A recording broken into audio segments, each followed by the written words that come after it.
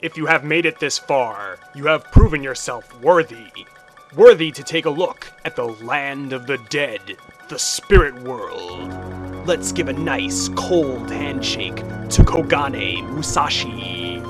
A former student of Furinken High, Kogane is a young girl who, for reasons unclear, is a member of the deceased community.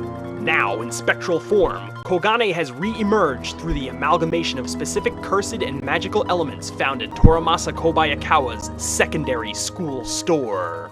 She normally lives a happy, peaceful existence in the immortal plane, but pops in occasionally to the land of the living to rub elbows with live folk, usually to tie up loose ends of her former life. Kogane, at the core, is a good, sweet young girl. She may come across as a little creepy sometimes, and with her gray, blank, smoky stare, it can be hard to get a read on her, but she wants nothing more than to make friends.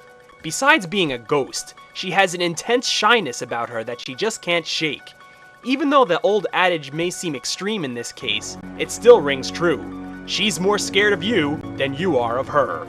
She is extremely sensitive, dependent on other people to give her emotional support, and she is scared to death to be left alone.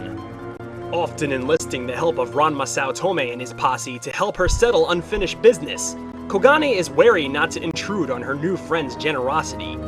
When you think of the stereotypical views of the undead and how they should act, she just doesn't fit the bill, and that's a good thing. Kogane is a very dark, brooding, almost goth character. But who knows if she was already that way before she died, or if it just came with the territory of being a ghost. Hobnobbing with the Tendos and Saotomes, she often doesn't realize how her ghostly behavior can be a little unsettling. Her eerie, monotone voice, the vacuum of light and blue celestial hues that follow her every move. How many house guests do you have who request to sleep in the closet? It's understood why someone would get a little flinchy around Kogane, but she means well. She does her best to fit in, and never means to make anyone uncomfortable. She's not too keen on the idea of haunting, she just does it because it's kinda sorta what a ghost is supposed to do. In fact, it's safe to say that there are times where she may forget that she is actually a ghost. The first time Kogane made her spiritual self known, Akane accidentally summoned her after reading aloud Kogane's favorite poem, the poem that described her plight and has fast become her creepiest trademark. Sing along, you know the words! The young raccoon cried, looking at the sky, up in Kakuri Mountain.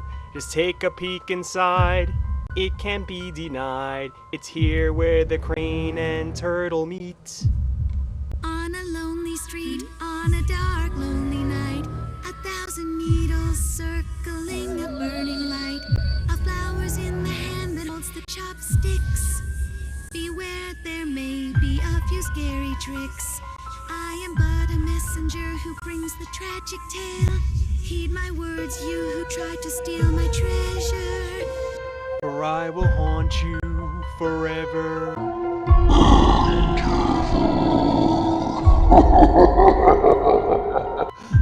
Excuse me. Kogane is, pardon the pun, a free spirit. Just because she is caught in the space between life and afterlife doesn't mean she can't have a social life as well. A wise man once said, "A miserable being, what finds another miserable being, can equate to happiness." And who knows, Kogane Musashi and Hikaru Gosenkugi just may be a match. Just think about it. Gosenkugi has just about as much chance of ending up with Akane as, a whale and a bowl of petunias have suddenly coming into existence hundreds of miles above the earth. He deals with the supernatural, is very sheepish around women, and is about as dark and pale as humanly possible. Kogane is unhitched. She is supernatural. She is sheepish around the living, and is about as dark and pale as inhumanly possible. And sure, it may seem wrong, for a human to fall in love with a dead woman. But stranger things have happened, and when it comes to strange, these two may be deeper down the well than typical human minds can conceive. There is a natural match for everyone in the Ranma 1/2 universe, so why can't these two have their day in the sun? Or would that be under the moon? In the words of another famous goth couple, for it is plain, as anyone can see, they are simply meant to be.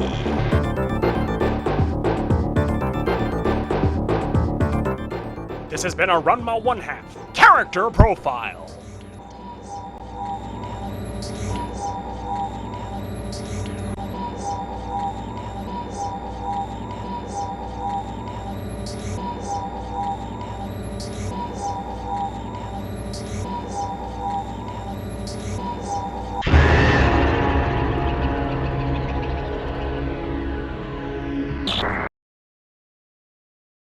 On the day when the wagons come, I just